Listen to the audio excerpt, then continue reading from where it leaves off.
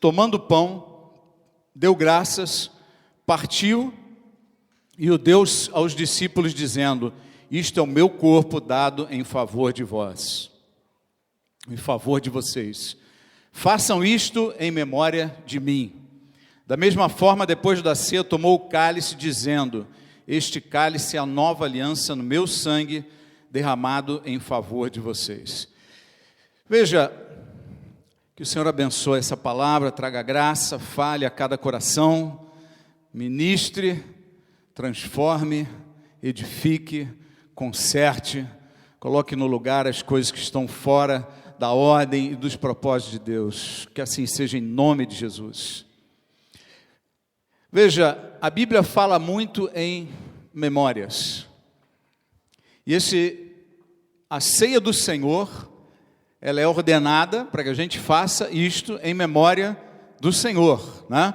Façam isto sempre em memória de mim. Dependendo da tradução, você vai encontrar alguma variante, né? Mas sempre dizendo para que a ceia seja feita, seja celebrada em memória do Senhor. Por isso que em todas as igrejas cristãs você participa sempre da celebração da ceia.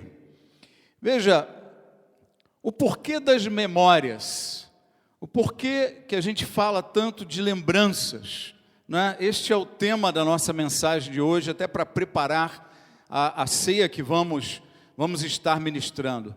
Desde o início da palavra de Deus, sempre há muita referência a memórias, memoriais, lembranças, né? Diversas passagens, às vezes até em oração, nós somos animados por Deus a orar assim, né? Senhor, lembra de Abraão, de Isaac, de Jacó, lembra do teu servo Moisés, de Josué, lembra de Davi, lembra das alianças que o Senhor fez com eles, lembra das promessas que foram trazidas, né?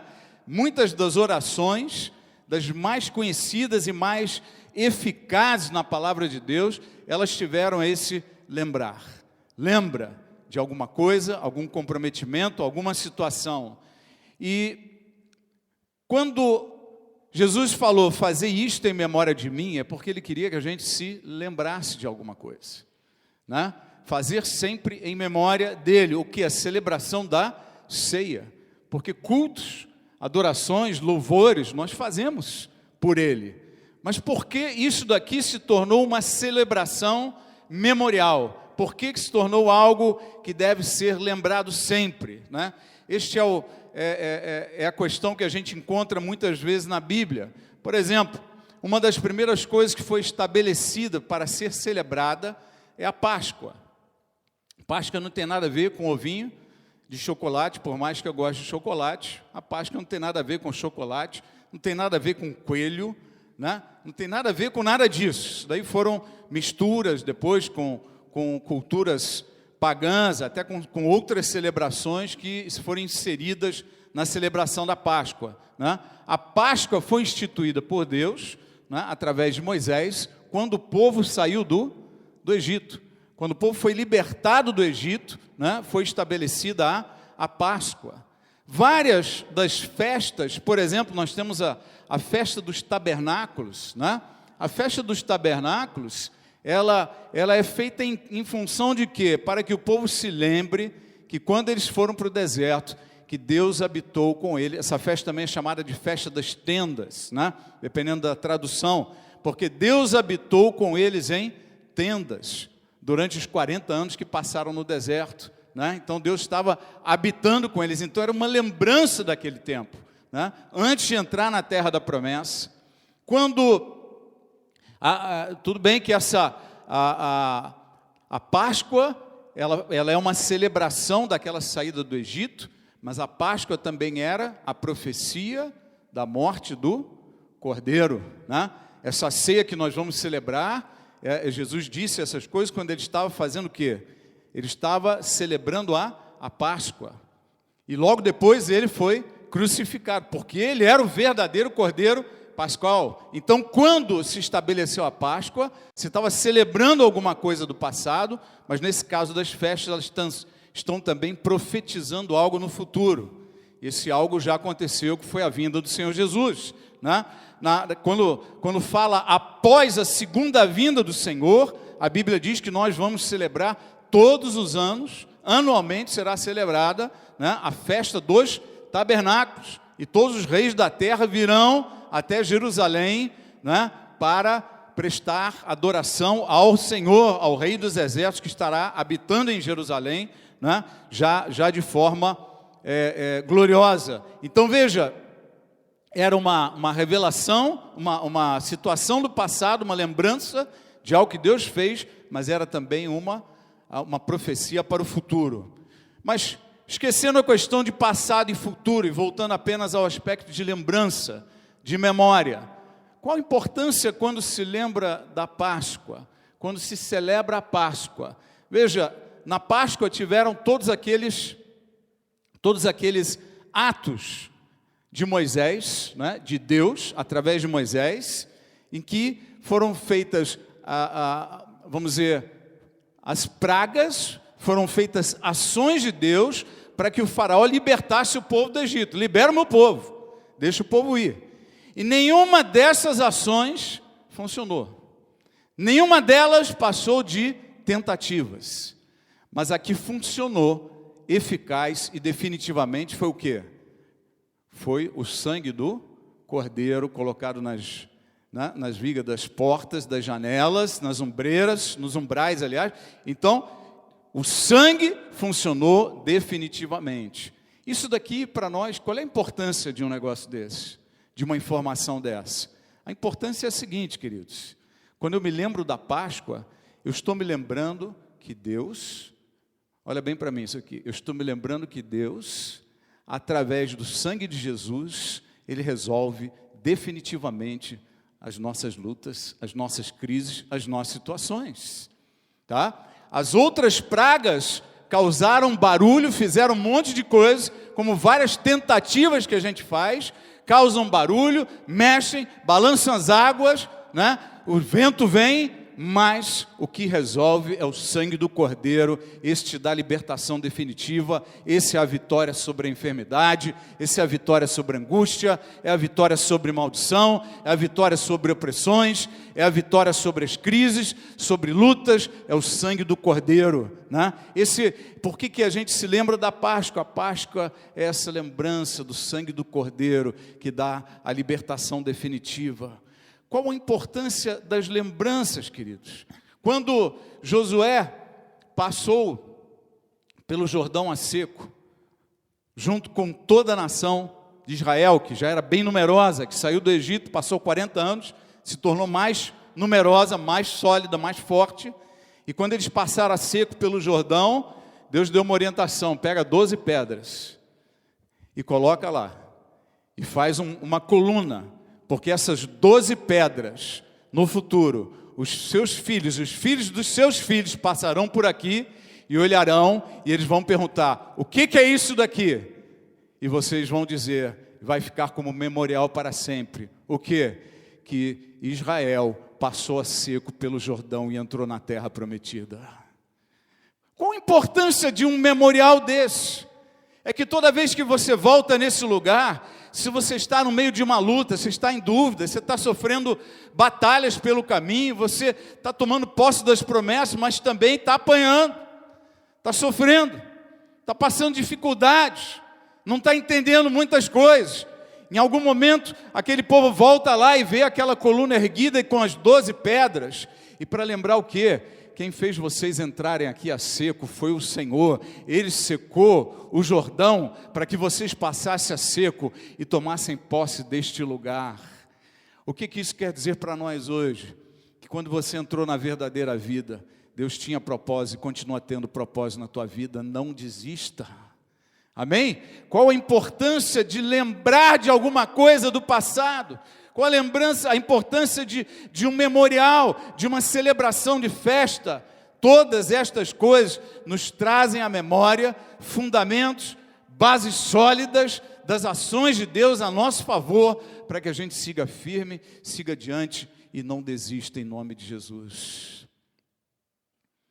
Veja, Deus se manifesta tanto através dessas lembranças, Mas uma lembrança tremenda é a ceia do Senhor. A ceia do Senhor é uma lembrança do amor de Deus. A ceia do Senhor é uma lembrança de que Deus amou o mundo e amou a tua vida de tal maneira, com tal intensidade, com tal loucura, porque o apóstolo Paulo fala da loucura de Deus. Amou a sua vida com tal intensidade, com tal loucura, com tal paixão, com tal determinação de amar, que deu o seu Filho unigênito para que todo aquele que nele crê não pereça, mas tenha a vida eterna. Este é um ato de lembrança do amor de Deus, do amor radical do Senhor pela minha vida, pela sua vida. Quando celebramos uma ceia, o que Jesus está querendo dizer? Olha, Deus deu aquilo que Ele tinha de mais precioso para resgatar você. Deus deu aquilo que Ele tinha de melhor e mais importante para Ele, para resgatar a sua vida. Deus abriu mão, porque a palavra diz que o Filho estava no seio do Pai.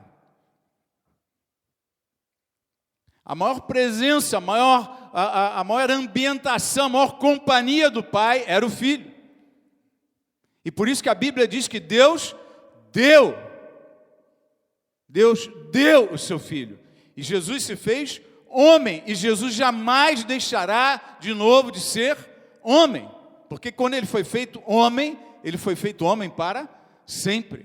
E quando Ele voltou à presença do Pai, Ele voltou como homem. Só que como homem, Ele foi revestido novamente da sua plenitude de divindade. E muito mais do que isso, Ele recebeu uma autoridade sobre toda a terra, a qual Ele não tinha antes, mas Ele conquistou por aquilo que Ele viveu como homem. Como homem, Ele resgatou a terra, como homem, Ele retomou o direito de posse da terra, tanto que Satanás, em uma das suas tentações com Jesus, uma das três, ele sobe num monte elevado e mostra todos os reinos do mundo. E mostra a glória desses reinos. E diz para ele, se você prostrado me adorar, eu te darei domínio sobre todos estes reinos, porque eu tenho autoridade sobre eles. E tinha mesmo, que a Bíblia apresenta Lúcifer, ou Satanás, como Deus deste século, Deus desta era. Ele tomou posse por direito. E por isso que a palavra fala que quando Jesus morreu por nós, que Ele nos comprou, Ele nos resgatou, Ele resgatou novamente os direitos sobre a humanidade, sobre este planeta, sobre este universo. Então quando Jesus volta, o profeta Daniel, falando sobre a volta de Jesus, ele diz o quê?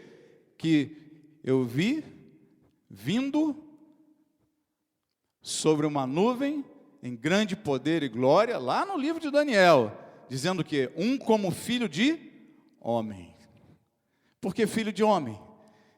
Por que Jesus no Novo Testamento, quando ele teve a sua primeira vinda, ele várias vezes se apresenta como filho do homem? Eu sou o filho do homem, porque ele estava se identificando com um personagem apresentado profeticamente por Daniel, aquele que virá sobre as nuvens com poder e glória, filho de homem, e não filho de Deus. Por que filho de homem? Porque a terra Deus a Deus aos homens, e como homem Jesus vai tomar posse da terra e reinar sobre ela novamente. Amém? Como homem, um homem revestido de toda a divindade, mas derramando essa divindade também sobre as nossas vidas, não é? É isso que nós vamos receber quando tivermos aquele corpo glorioso, fomos definitivamente libertos da morte e do pecado, não é?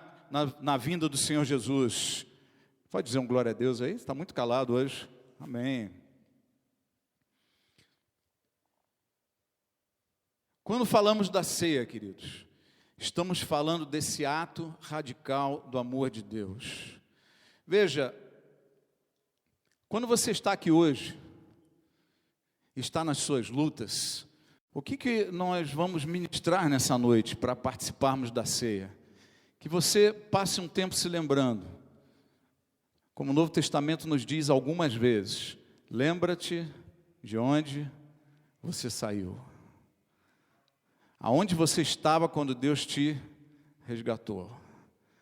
Lembra as dores que você vivia. Lembra quem você era e olha para quem você é. Se lembra dos atos que Deus já fez na tua vida. Se lembre, se recorde de tudo que Deus já fez na tua família, na tua vida, no teu casamento, na tua história, no teu sustento, no teu corpo, para te trazer aqui até o dia de hoje. Lembra de onde Ele te tirou, lembra o que Ele está fazendo na tua vida, marque esses passos de Deus, lembra o dia que você foi cheio do Espírito Santo, lembre dessas coisas, lembre desses momentos, porque esses momentos vão fazer o que conosco? Essas lembranças da Páscoa, as lembranças, né, dos atos de Deus na nossa vida, a lembrança de quando Deus nos resgatou, a lembrança da importância do sangue de Jesus nas nossas vidas, a lembrança de orações respondidas, a lembrança de revelações, a lembrança de momentos simples, mas representativos, como o Tiago falou aqui hoje, a lembrança de quando você quebrou e Deus te levantou, a lembrança de quando a tua vida já teve por um fio e Deus te resgatou, a lembrança de quando você já teve por um fio para destruir o teu casamento e Deus resgatou a tua história. Quantas lembranças você tem para marcar a tua vida? Veja, o que eu vou ensinar aqui hoje, eu não vi nos livros, eu não vi no estudo de aconselhamento, ou livros de psicologia, não vi em livros de aconselhamento pastoral. O que eu vou falar aqui hoje é algo que Deus tem falado comigo. A importância dos memoriais, a importância das lembranças. Olha, em algum momento, o Senhor resgata lembranças de Lúcifer. É muito forte na palavra, esse texto lá de Ezequiel 28, em que ele diz assim, eu vou ler para vocês. Você era o modelo da perfeição, cheio de sabedoria e de perfeita beleza. Você estava no Éden, no jardim de Deus. Todas as pedras preciosas o enfeitavam, sárdio, topázio, diamante, berilo, ônix, jaspe, safira, carbúnculo e esmeralda. Seus engastes e guarnições eram feitos de ouro. Tudo foi preparado no dia em que você foi criado. Você foi ungido como um querubim guardião, pois para isso eu o designei. Você estava no Monte Santo de Deus e caminhava entre as pedras fulgurantes. Você era inculpável em seus caminhos desde o dia em que foi criado, até que se achou maldade em você. Veja, obviamente ele não está falando de um homem, porque os homens não estiveram no jardim de Deus, e esse jardim que está falando aqui não é o Éden terreno, isso daqui é o Éden celestial. O Éden terreno, ele é de conteúdo e natureza vegetal, terrena. O Éden celestial é um Éden de origem mineral, cheio de pedras preciosas. Ele não fala de vegetação aqui, não fala de árvores frondosas, de flores, não. Ele está falando de alguém que ele amava, de alguém. Deus está pronunciando lembranças. Você está entendendo o que eu estou falando? Lembranças, repita comigo, lembranças que lhe fizeram bem naquele momento. Apesar de Lúcifer ter feito um estrago tremendo em toda a sua história, este texto aqui é quase como um lamento. Eu te criei puro, perfeito. Você era um modelo de perfeição, cheio de sabedoria e de beleza perfeita. Você estava no jardim de Deus. Olha, ainda falava assim, no brilho das pedras você andava. Deus tendo lembranças de Lúcifer perfeito, bonito, santo, caminhando na presença dele, andando pelas pedras. no monte do Senhor, lembranças. Lembranças. Entenda uma coisa, a dor, até a dor pode ser aplacada por boas lembranças. Perdi fulano, perdi ciclano, nós perdemos parentes, estamos num mundo que as pessoas ainda morrem. Está claro isso? As pessoas ainda morrem. E é só quando o Senhor estabelecer o seu reino que a morte vai ser tirada da terra, o choro, a angústia, porque as coisas passadas se foram e uma nova era está sendo estabelecida. Vai ser um tempo diferente. Mas hoje o tempo é de choro, ainda tem dor, ainda tem sofrimento.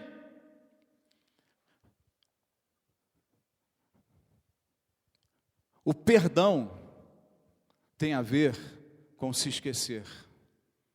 Já fez essa associação? O perdão tem uma relação direta com o esquecimento.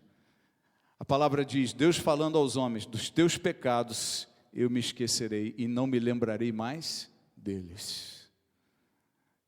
Isso é bonito, não é? É forte? Amém? Repita comigo. Dos meus pecados, o Senhor se esqueceu e não se lembra mais deles. Aleluia.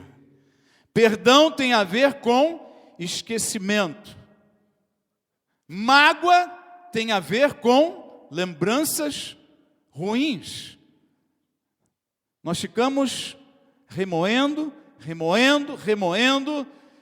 Há algum tempo atrás eu ouvi pela primeira vez, e depois disso eu ouvi diversas vezes, embora na Bíblia eu não tenha lido uma vez sequer, a seguinte frase, de que a natureza da mulher, ela demora mais a esquecer.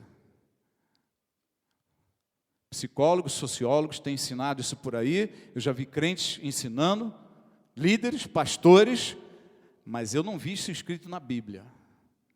Que a mulher demora mais a se esquecer, o homem esqueceu aquela briga, passou 2 semanas, ele já nem lembra que brigaram, e ela está lá com tudo vivo na memória dela, com aquela lembrança.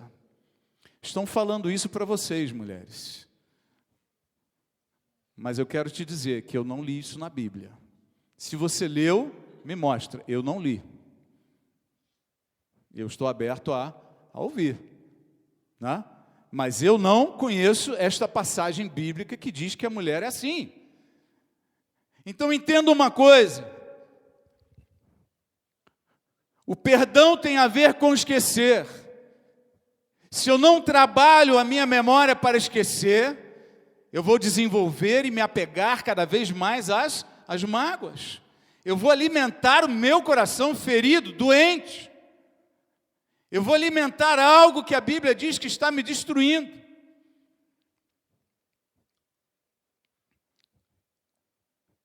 Mas eis aqui um grande segredo do amor. Se você quer realimentar o seu amor, comece a se lembrar das coisas boas que vocês já viveram. Às vezes, falando aqui francamente, corta essa parte do vídeo, né? Mas às vezes a gente olha para a esposa assim, dá vontade. Senhor, tenha misericórdia, não dela, da minha vida, e leva ela para sempre.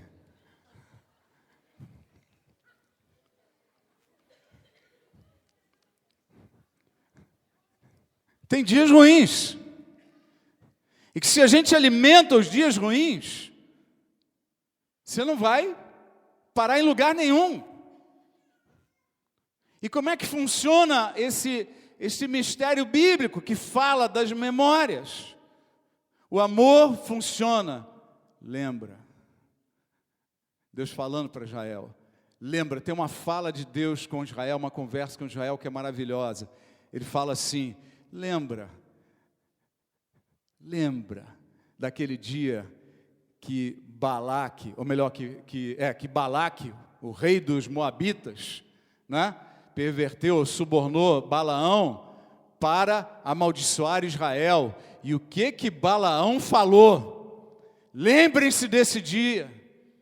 Lembrem-se do dia que vocês atravessaram o Jordão a seco E eu mandei colocar pedras na saída para que vocês não se esquecessem disso.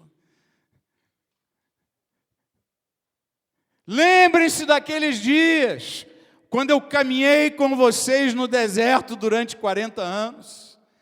Lembrem-se daqueles dias, e várias vezes na Bíblia nós vemos esse memorial de Deus, esse trazer a lembrança, e Deus falando, lembre desses dias, lembra do nosso amor. O que Deus estava falando para ele? Alimenta a tua fé em mim, alimenta a sua confiança em mim, alimenta o seu amor por mim, se lembre destas coisas, se lembre destas coisas que te fazem bem. Como é que você vai restaurar um relacionamento de pai com filho, um relacionamento destruído? Esquecendo e lembrando. Repita comigo: esquecer e lembrar. Eis aí o caminho de Deus. Esquecendo as memórias ruins e trazendo a lembrança às memórias boas. Como ela estava bonita naquele dia do casamento. Como foi bom aquela frase que ela me deu daquela vez, que estávamos num momento de luta. Esquece o dia que você precisou dela e ela virou as costas, ou ele virou as costas para você. Amém? Esquece as lembranças ruins e se alimente das lembranças boas, porque este é o significado de restauração do amor. Este é o significado da palavra que diz: o amor cobre multidão de quê? De pecados. Porque dos pecados nós nos esquecemos. Quem ama esquece o pecado, e quem ama lembra das coisas boas que foram feitas. Se lembra quando Deus quer resgatar alguma coisa em nós, Ele fala para nós: se lembra daquele dia, se lembra de onde eu tirei, se lembra como eu te resgatei, se lembra dos teus momentos de oração comigo, se lembra quando você foi batizado no Espírito Santo, se lembra quando você ficou cheio da minha presença, se lembra quando eu te usei na vida de fulano, na vida de ciclano, se lembra daquele momento que você achou que ia perder tudo, e eu te dei o livramento, eu te trouxe até aqui hoje. Se lembre destas coisas. As coisas importantes nós precisamos lembrar, e as coisas ruins nós precisamos esquecer. Dos seus pecados me esquecerei. Bota a mão no coração. Fala assim: dos pecados de toda a minha parentela me esquecerei, e das coisas boas que me trouxeram e que me fizeram, eu me lembrarei. Em nome de Jesus. Em nome de Jesus. O amor cobre multidão de pecados. O amor se alimenta com lembranças. Amém? O amor se alimenta com lembranças, até de Lúcifer. Deus trouxe uma palavra linda sobre a vida deste querubim caído, até de Lúcifer. Você reparou quantos elogios ele fez? Ao caráter, à pessoa, à origem, à criação, a tudo, a cada detalhe, a lembranças. Você andava, para que essa frase? Você andava no monte de Deus, entre o brilho das pedras. Aleluia. Deus mostrando saudade. Eu tenho saudade desse tempo. Eu tenho saudade de quem você já foi. Eu tenho saudade de que você poderia ter sido. Isso é bom para a gente entender, queridos, quem é o nosso Deus. Veja, eu não tenho dúvidas que o apóstolo Paulo, lá nos seus momentos finais de vida, preso, passou os últimos anos preso. Ele pregava para os prisioneiros, fez uma igreja dentro da prisão romana. Bota ele em prisão separada, botaram ele em cárcere separado, coloca um guarda, 4 turnos, Tinham 4 guardas por dia, eles faziam um revezamento 6 em 6 horas, ficavam lá com ele. Era turno de 6 em 6, eram 4 turnos por dia, né? Então ficavam 6 horas. 6 horas, Paulo devia organizar o tempo dele. Cada um que estiver aqui, eu durmo tantas horas, como um pouquinho, umas 2 ou 3 horas eu evangelizo ele. E toda a guarda pretoriana, diz a palavra, começou a se converter, né? Então, não tinha jeito de parar um homem desse. Quando deixaram ele muito sozinho, ele escreveu as cartas que nós lemos até hoje. Mas eu fico imaginando este homem, na cadeia, sofrendo, isolado. Certamente não era um tratamento VIP, embora fosse cidadão romano, ele era odiado por Roma. Eu fico imaginando Paulo se lembrando do dia que ele estava caminhando na estrada, e ele viu o Senhor, e aquela luz cegou a sua vista, e ele perguntou: quem é você? E a luz respondeu: eu sou Jesus de Nazaré, a quem tu persegues. Eu fico me lembrando de Paulo passando 3 dias cego, e depois aparecendo Ananias na frente dele: o Senhor me mandou para restaurar a tua vista, e para orar por você, e para te ministrar. Este Ananias batizou Paulo nas águas, e batizou ele no Espírito Santo. Eu fico me lembrando Paulo se recordando desses momentos especiais.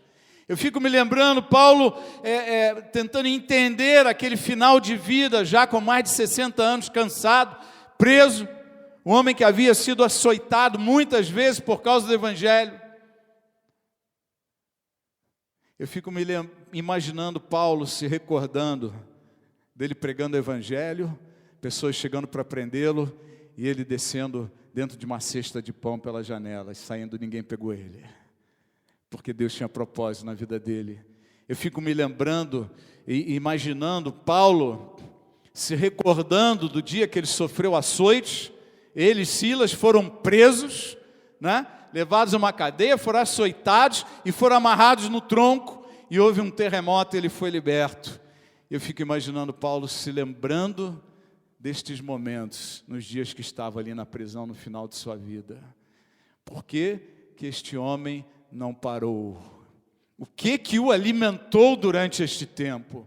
O que preservou ele forte e firme, para, ao invés de arriar e desistir, escrever mais cartas que são alimentos de vida para as nossas vidas hoje?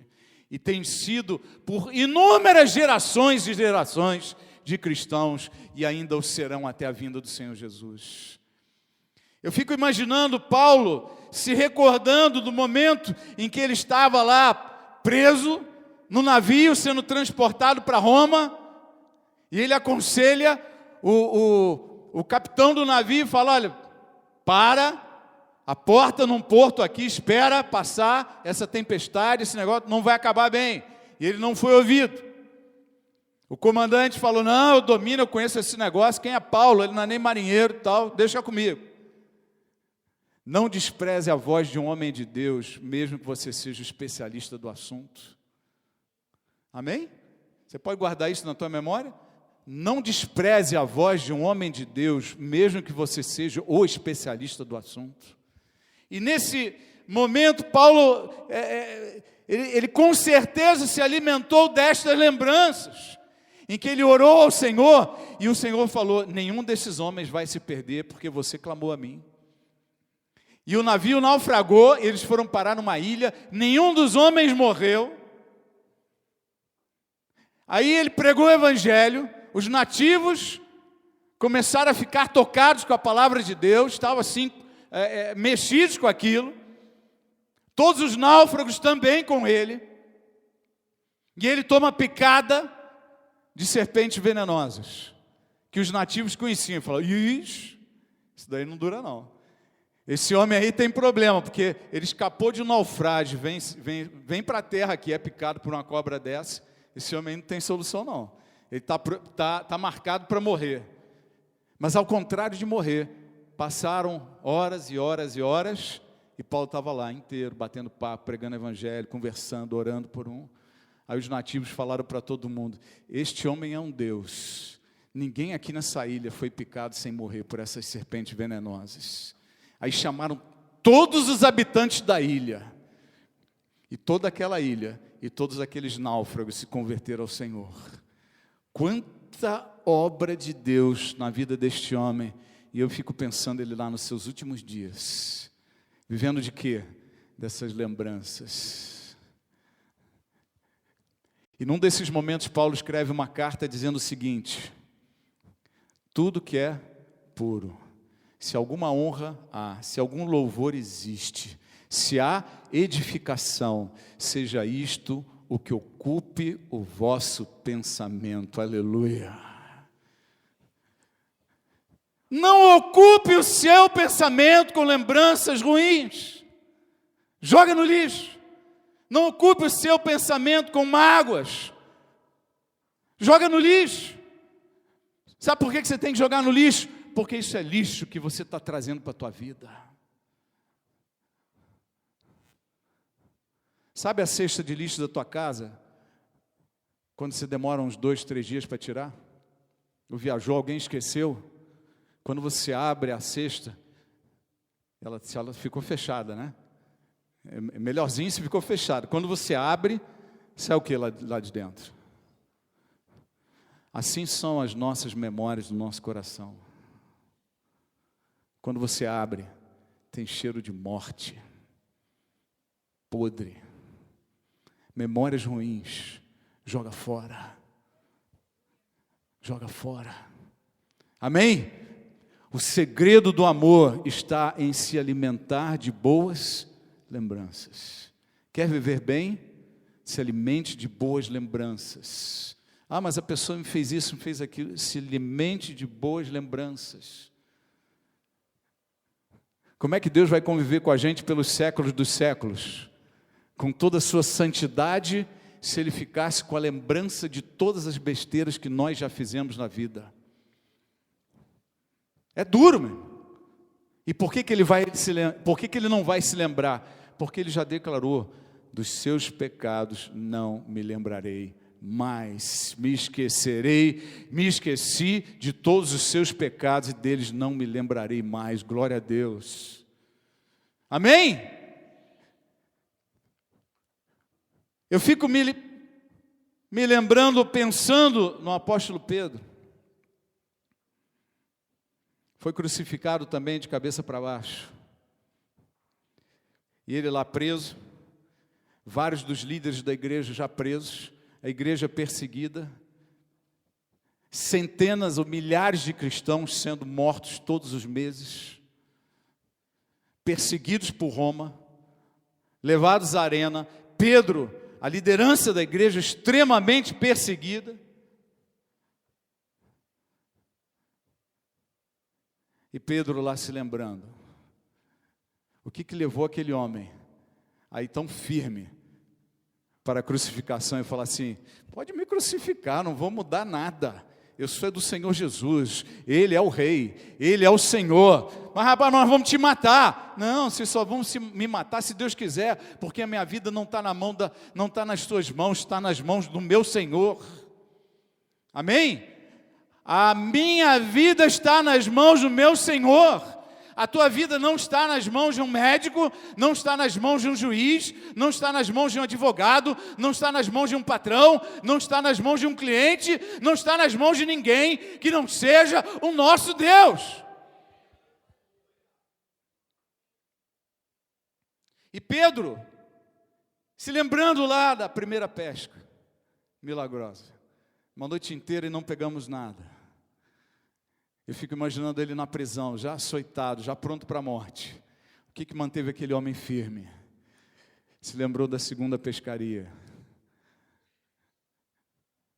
Aquela que foi tremenda, mas as redes não se romperam. Amém? Talvez alguns não tenham estudado isso, mas houveram 2 pescas, uma logo no início do ministério de Jesus e outra depois da sua ressurreição. A segunda pesca, as redes não se romperam, o barco aguentou tudo funcionou perfeitamente. Por quê? Porque Jesus estava dizendo para os discípulos: agora vocês estão prontos para a pesca. Agora vocês são pescadores de homens e as suas redes não vão arrebentar. Vocês estão firmes na palavra, vocês vão ser cheios do Espírito Santo. Eu fico me lembrando, Pedro, imaginando, não me lembrando, Pedro se recordando do momento em que eles estavam lá naquela casa. Jesus já tinha ressuscitado, subiu aos céus, e Pedro estava lá naquela casa. E chegou o dia de Pentecostes, e eles foram cheios do Espírito Santo. E começaram a pular feito doidos, e começaram a falar sem parar feito doidos, e quando eles falavam na língua materna deles, os outros de diversas outras nações e origens, ouviam na sua própria língua materna, eles falando das grandezas de Deus. E naqueles primeiros dias, uma multidão de 3.000 e uma multidão de 5.000 pessoas passaram a seguir o Senhor e foram batizadas em nome de Jesus. Eu fico imaginando Pedro se recordando das suas barreiras com os gentios. E um dia Deus dá uma palavra, Ele dá uma visão e diz: vão passar 2 homens aqui, vão te levar num lugar, vai lá e prega o Evangelho. E ele tem aquela visão dos animais imundos em um lençol branco e puro e limpo para ser comido. E aí ele entra na casa de Cornélio, um gentio.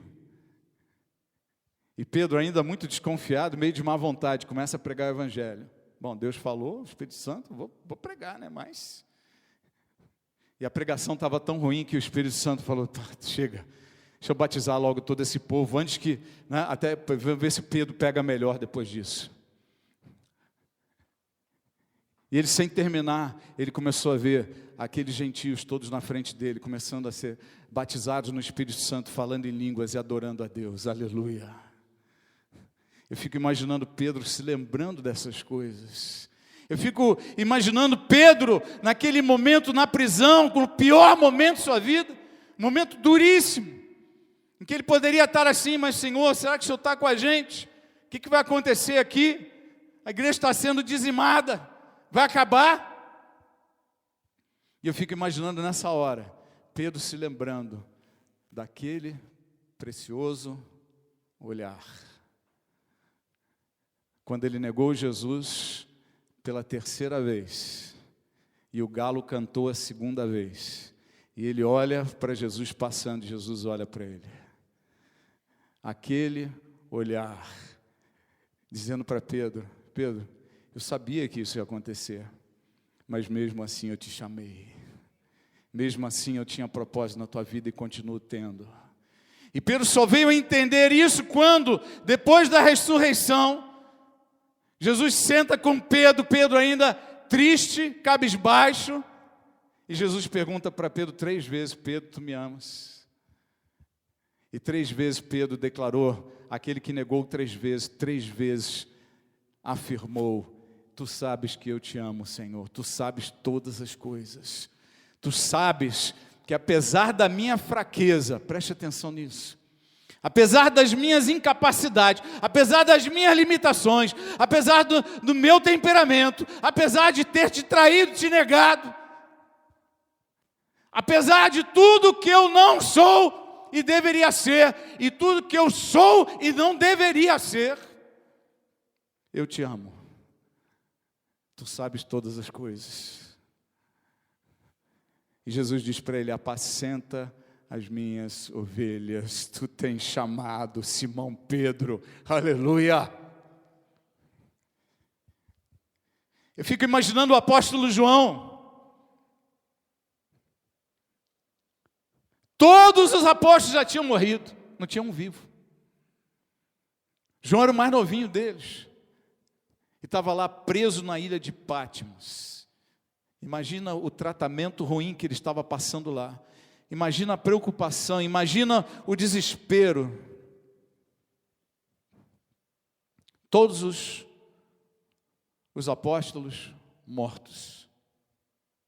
Ele velho, cansado, comendo mal, escondido numa ilha presídio.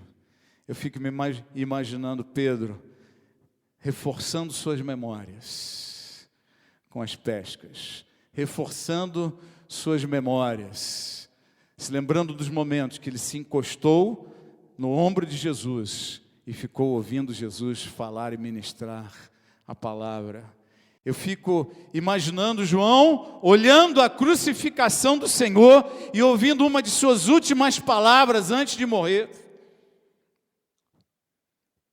Olhando para João e dizendo: João, eis aí a tua mãe. Mulher, eis aí o teu filho. João se alimentando das suas memórias. Quantas memórias você pode alimentar o teu coração para se fortalecer no Senhor de novo? Quantas memórias boas você pode alimentar na tua alma para restaurar um amor destruído, para restaurar um relacionamento acabado, para restaurar amores perdidos? Quantas memórias nós podemos trazer ao coração e à lembrança? Quantas? E aí vamos participar da ceia, na qual nós vamos nos lembrar de uma base fundamental. É que Deus nos amou com tal paixão, com tal determinação, com tal radicalidade, com tal intensidade, com tal determinação, com tal perseverança, que deu o seu Filho para que você tenha vida. Veja, a morte de Jesus e a ceia nos faz lembrar de algo fundamental. É que o verdadeiro amor lança fora todo medo. Muita gente crê num Deus que coloca medo, pavor de Deus. Eu tinha uma tia que ela falava assim, toda vez que fazia besteira, e eu fazia besteira, muita besteira, ela vinha para mim e falava: Deus castiga. E a gente cria aquela imagem de Deus. Veja, a imagem de Deus é uma coisa, o conceito que você tem de Deus é outro. Só que o teu relacionamento com Deus não é estabelecido pelo teu conceito, mas pela tua imagem. O conceito que você tem de Deus, Deus é Pai, Deus é amoroso, Deus é uma bênção, porque Deus, Jesus me perdoa e tal, eu tenho isso, tenho aquilo. Isso é o conceito. Mas a imagem, muitas vezes, é aquela que diz assim: contudo, se você não obedecer cada um e todos estes mandamentos, a maldição virá sobre a sua vida. Você vai ser cauda e não cabeça. Tua terra vai secar, teus celeiros vão ficar vazios, o ventre da sua mulher vai secar, né? Seus filhos vão ser isso, vão ser aquilo, tudo. Muitas vezes, nosso relacionamento com Deus não é estabelecido na base do conceito de Deus que nós temos, mas da imagem de Deus que está inserida dentro de nós, nosso inconsciente, do nosso consciente, misturado com o conceito de Deus. É preciso que a gente entenda definitivamente que Deus se revelou através dos patriarcas, através dos profetas, através de toda a Escritura, todo o Antigo Testamento. Deus falou até nós. Mas como diz o livro de Hebreus, a carta aos Hebreus diz o seguinte, que Deus se revelou plena e integralmente através do seu Filho Jesus Cristo. Muitas imagens de Deus são construídas no Antigo Testamento, mas a revelação plena de quem é o Senhor, o que está no coração dele, o que ele quer de nós, o que ele sente por nós, o que ele faz por nós, é revelada em Jesus Cristo. Não existe doutrina, não existe teologia que não passe pela cruz. Não existe doutrina, não existe teologia que seja boa se não passar pelo filtro do sangue do Cordeiro. Você não pode amar um Deus se você tem medo dele. Veja, existem duas coisas diferentes. Uma é ter medo e outra é temer. Quando a palavra fala em temer a Deus, ela está se referindo a ter respeito, a levar Deus a sério, a não brincar com Deus, porque as coisas de Deus são sérias. A palavra não diz para você ter medo de Deus, porque o verdadeiro amor lança fora todo medo. Eu devo temer a Deus, sim, mas não ter medo de Deus. Amém? Você pode repetir isso comigo? Eu devo temer ao Senhor, mas não posso ter medo de Deus. O medo de Deus, misturado com a culpa, ele faz um estrago tremendo na nossa relação com o Senhor. Muitos conselhos terríveis são dados por conselheiros que têm medo de Deus, porque eles transmitem esse medo aos seus aconselhados. Eles enchem os aconselhados de culpa, enchem os aconselhados de problemas maiores do que eles tinham antes.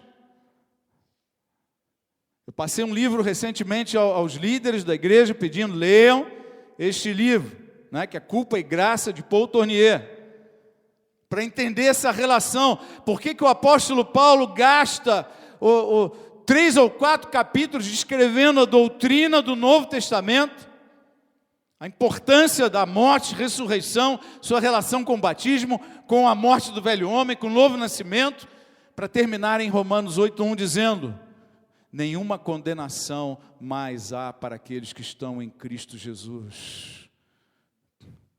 Você pode repetir isso comigo? Nenhuma condenação mais há sobre a minha vida, porque eu estou em Cristo Jesus.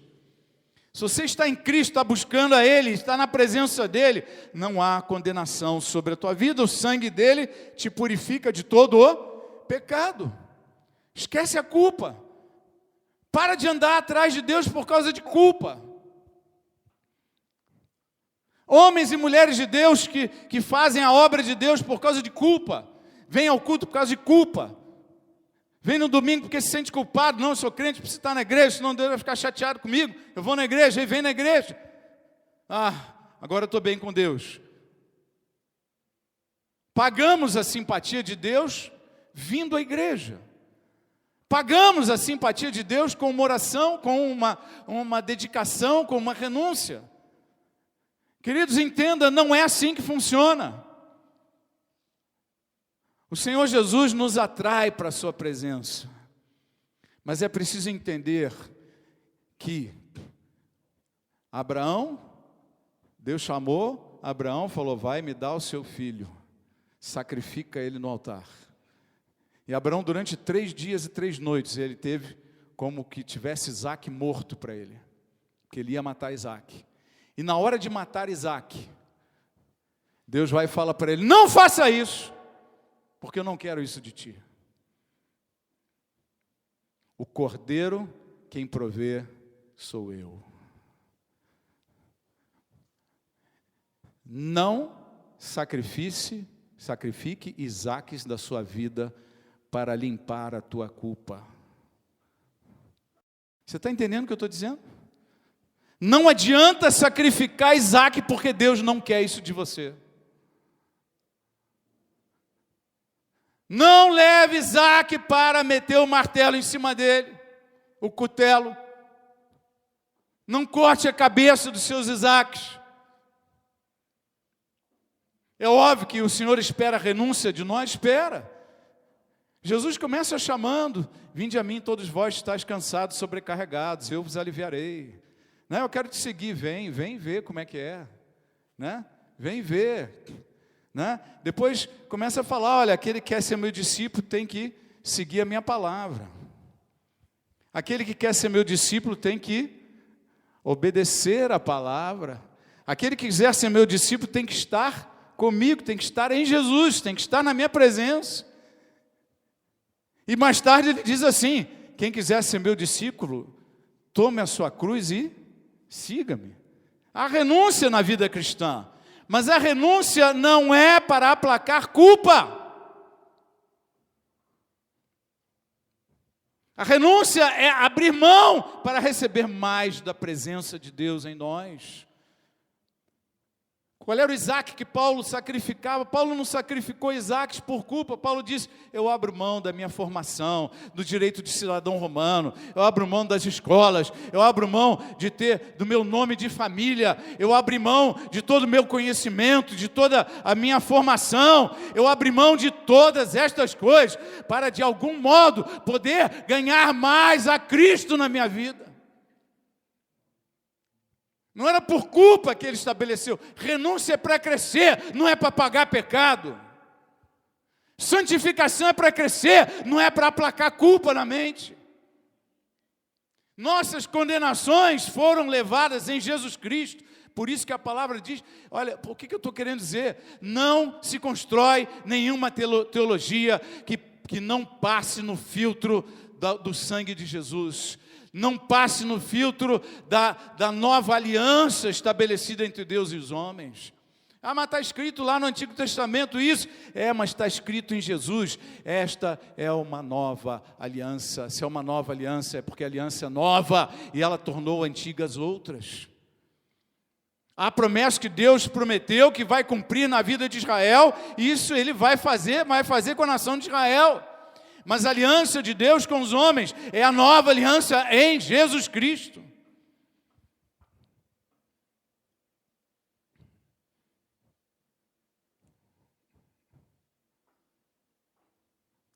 Precisamos de uma vida melhor. E uma vida melhor se constrói esquecendo coisas ruins e trazendo à lembrança as coisas boas e fundamentais que vão te fazer seguir o teu chamado e o teu caminho com Deus, com determinação, com propósitos e com relacionamento com Jesus. Amém? Relacionamento sem medo, sem culpa. Quando a pessoa vem com culpa para a igreja, ela vem 1, 2 dias, se começa a vir todo dia, logo ela fica exausta, não aguenta mais. Mas quando a pessoa está apaixonada por Jesus, e ela sabe que ela não tem problema de condenação, mas ela vem porque ela ama, ela vem porque ela é apaixonada, ela vem porque ela tem zelo pelas coisas de Deus, ela vem porque ela se sente chamada, há unção, há poder de Deus, há amor no seu coração, ela vem, faz a obra, e não se cansa. Porque os que esperam no Senhor correm e não se cansam. Ah, mas eu estou exausto. Porque você não está esperando. O que está acontecendo? Você está pagando culpas. Pagar culpa cansa. Se liberar de condenação e matar Isaac, exaure. Você cansa você e cansa os seus discípulos. Cansa aqueles que te ouvem. O nosso Senhor é muito mais do que isso. E é isso que nós vamos celebrar aqui agora. A ceia do Senhor Jesus. Que diz o quê? Que Deus me amou de tal maneira que me deu o seu Filho. Não há condenação sobre a minha vida. Eu tenho perdão dos pecados. Há propósito de Deus na minha vida. Eu passei o Jordão a seco. Aleluia! Quando você nasce de novo e Deus coloca uma nova vida, Ele está dizendo qual é o significado daquelas 12 pedras para nós, na saída do Jordão, é que Deus nos tirou e nos abriu o caminho para que a gente entrasse nas promessas. Os caminhos foram abertos. Há propósito de Deus na tua vida. Ninguém vai roubar isso de você. Só é preciso que a gente entenda e creia firmemente na palavra de Deus e não se confunda com doutrinas malucas e nem com imagens erradas de Deus. Amém? Queria chamar aqueles que vão ministrar a ceia.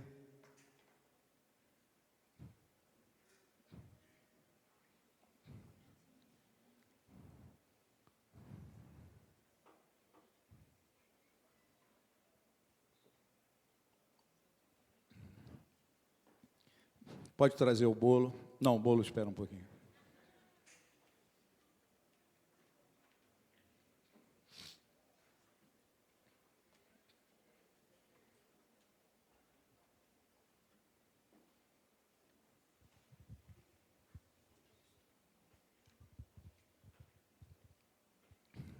Aleluia.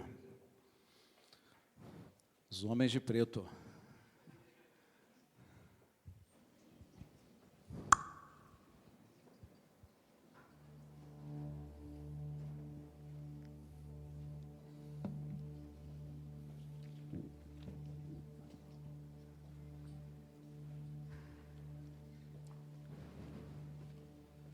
Esta é a única celebração que é ordenada à igreja, a ceia do Senhor. A ceia do Senhor, para se lembrar dessas coisas que foram pregadas hoje. A importância dessa lembrança, a importância desta ceia e dos seus elementos. Se estiverem com os elementos prontos, podem começar a distribuir. Quando os irmãos distribuem, nós vamos cantar aqui um pouco, para inspirar esse teu momento com o Senhor. Enquanto você recebe a ceia, se prepara para ela, você esteja na presença de Deus, se consagrando a Ele, na presença de Deus, começando a exercitar e esquecer pecados e dívidas de outros contra você. Amém? Esquecimento, essa é a hora de esquecer. E essa é a hora de lembrar coisas boas que talvez nós tenhamos nos esquecido. Coisas importantes que já nos fizeram e que a gente esqueceu. Lembra dessas coisas agora. Fortalece o teu amor, porque se o perdão tem a ver com esquecimento, o amor tem a ver com boas lembranças. Se o perdão tem a ver com esquecer de coisas ruins, o amor tem a ver com se lembrar de coisas boas. Exercite a tua mente, teu coração nessa hora, se preparando para a ceia do Senhor. Você vai receber os elementos, apenas receba e aguarde, para que todos possamos celebrar juntos esse momento.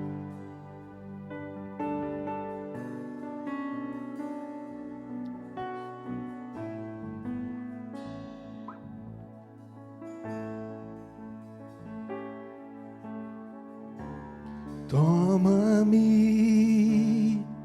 rendido estou aos pés da cruz, me encontrei. O que tenho te entrego, ó Deus.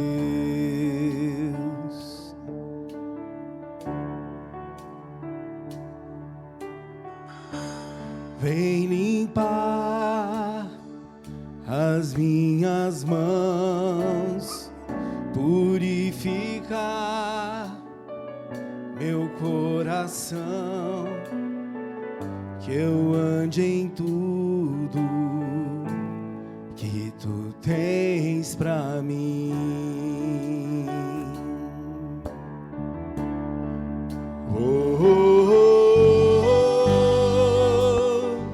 Eis-me aqui, rendido estou.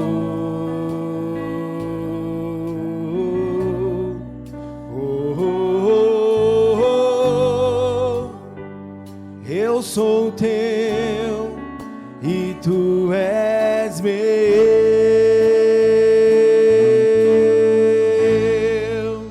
Jesus.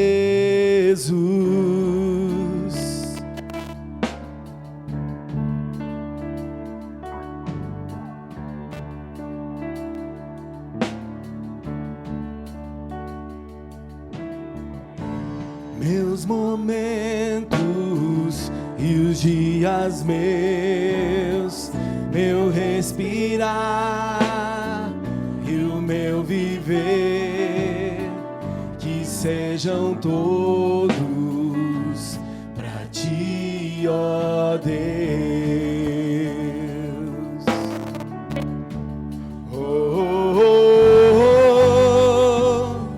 Eis-me aqui, rendido estou.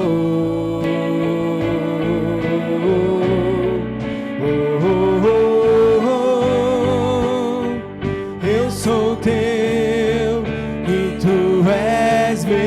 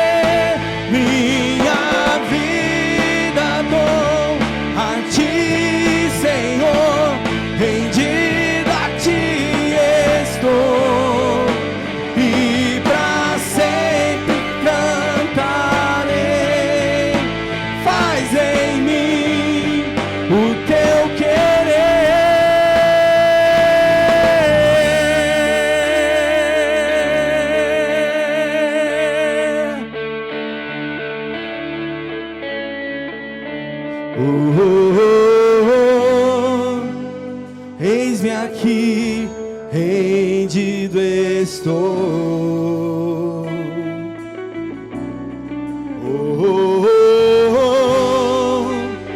Eu sou teu e tu és meu.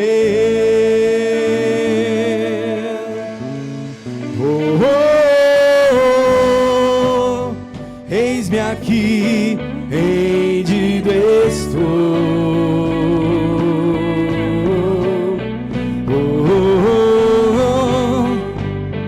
Eu sou teu e tu és meu. Minha vida dou a ti, Senhor, rendida a ti estou, e pra sempre cantarei. Faz em mim o teu querer. Minha vida dou a ti, Senhor, rendida a ti estou, e pra sempre cantarei. Faz em mim o teu querer.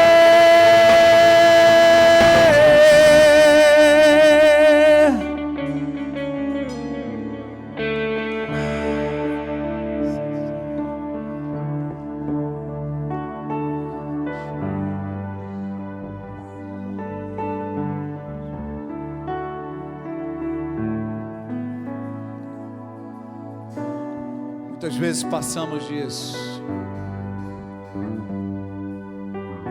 achando que a história acabou,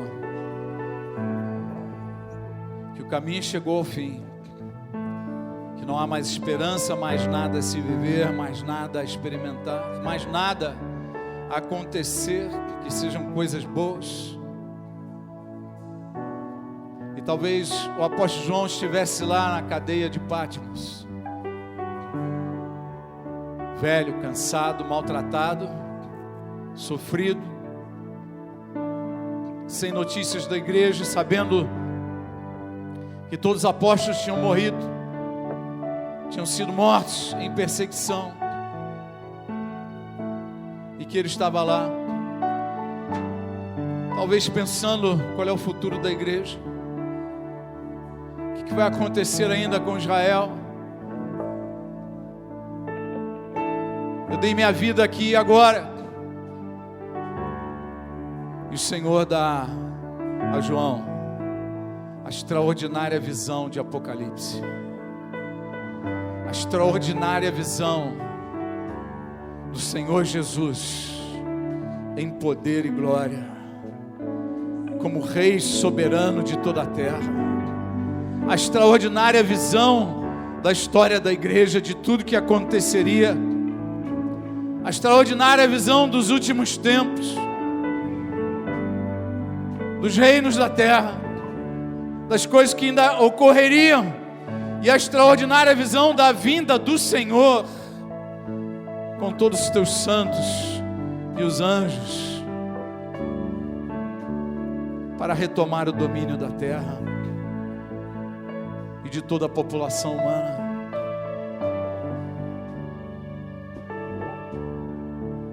Às vezes você pode estar pensando que você está no final, mas entenda uma coisa: se você está vivo, há um propósito de Deus na tua vida. Reerga o seu coração em nome de Jesus. Reanime os teus joelhos cansados. Renove as suas forças no Senhor, porque há propósitos de Deus na sua vida, e ninguém impedirá estas coisas, porque a boa obra que Ele começou na sua vida, no seu coração, Ele vai levar até o final, e ainda há salvação, ainda há restauração, ainda há crescimento.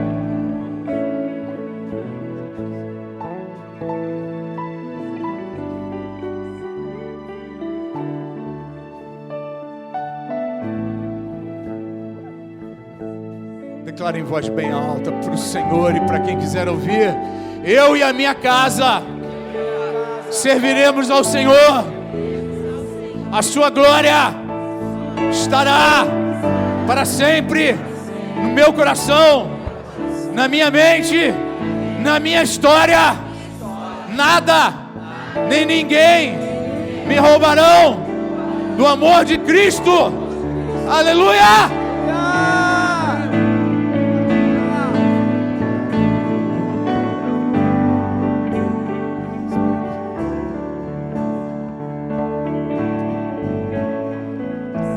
Pedi para o Michel orar a benção do pão.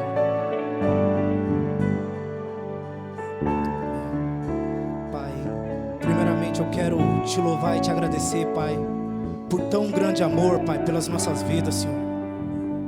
Pai, eu quero te louvar, Pai, porque Tu deste Teu único Filho para morrer em nosso lugar, Pai. Pai, eu quero nesse momento, Pai, te agradecer, Pai, por tanto amor, Pai. Quero colocar diante de Ti, Pai, o pão nesse momento, Pai, que simboliza o corpo do Seu Filho que foi moído, Pai, pelas nossas vidas, Senhor, para nos livrar da escravidão e do pecado, Pai. Pai, como foi falado hoje, Pai, que a morte de Jesus, ela nos dá vitória em todas as coisas, Senhor. Pai, nós sabemos, Pai, que o Teu nome é maior, Pai, do que qualquer enfermidade, Senhor, do que qualquer depressão, Pai. Eu creio, Pai, que ao tomar esse cálice, Pai, pessoas vão ser curadas, Pai, pessoas vão ser restauradas, Senhor. Toda doença vai cair por terra em nome de Jesus, Pai, porque nós cremos num Deus que cura, num Deus que restaura, Senhor. Pai, eu quero te louvar e te agradecer pela palavra, Pai, que foi ministrada aos nossos corações essa noite, Pai. Mas que nós não venha a ser somente ouvintes, que nós venha a ser praticantes dessa palavra, Pai. Saber que a todo momento o Senhor nos ama, Pai, mesmo com as nossas fraquezas, Pai. O Senhor nos ama, Senhor. Eu quero te louvar e te agradecer, Pai, pelo Teu grande amor, Pai, sobre as nossas vidas, Senhor. Eu consagro nesse momento, Pai, o pão, Pai, que simboliza o corpo do Seu Filho, Pai. Amém, Senhor. Amém. Podem todos comer do pão.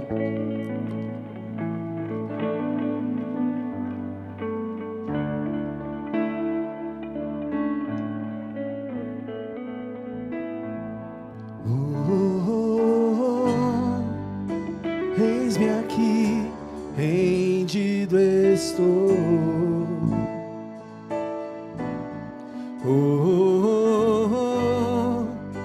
Eu sou Teu e Tu és meu.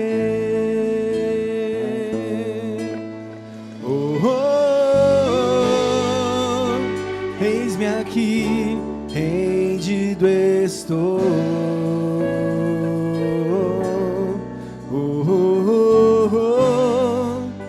Eu sou Teu e Tu és meu.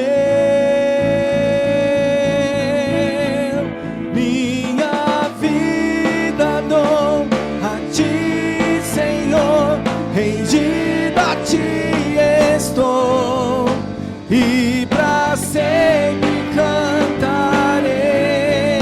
Faz em mim o Teu querer. Minha vida dou a Ti, Senhor, rendido a Ti estou, e pra sempre cantarei. Faz em mim o Teu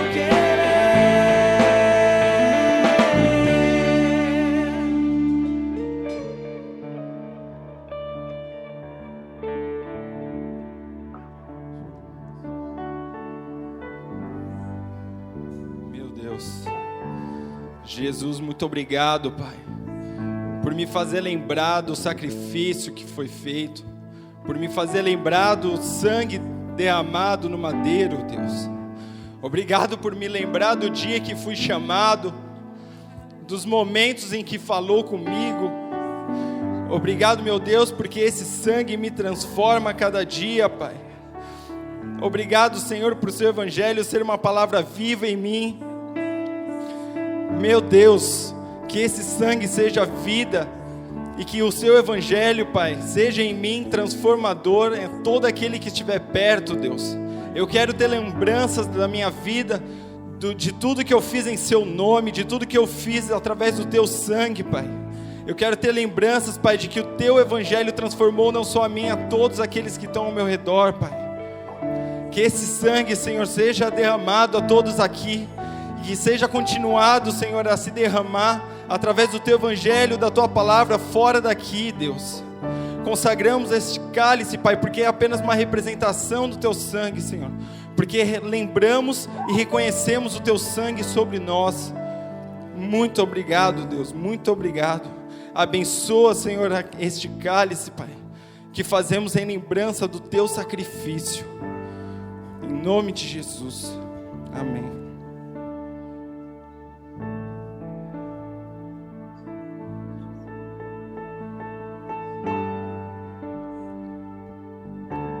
De olhos fechados, repita comigo. Lembrar e esquecer. Este é o segredo de uma vida abençoada, de um coração leve, que agrada ao Senhor. Aleluia. Antes de você tomar do cálice, eu não vou pedir para trocar. Eu sei que tem muita gente gripada aí esses dias, estão ficando trocando, passa de lá para cá, mas apenas brinde. Brinde com alguém, dê uma palavra de vitória, abençoe essa vida. Deseja a ela boas lembranças, boas memórias. Amém? Amém.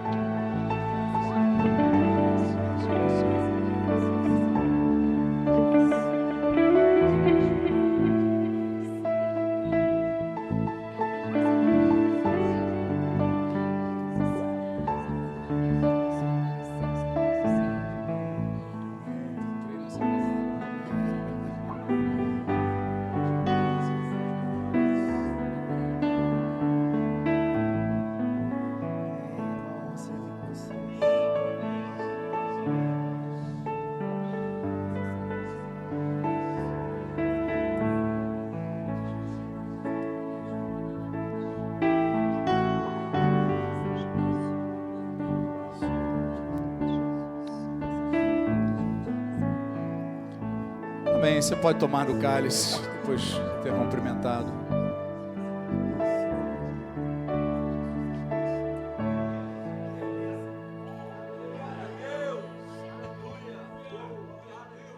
Aleluia.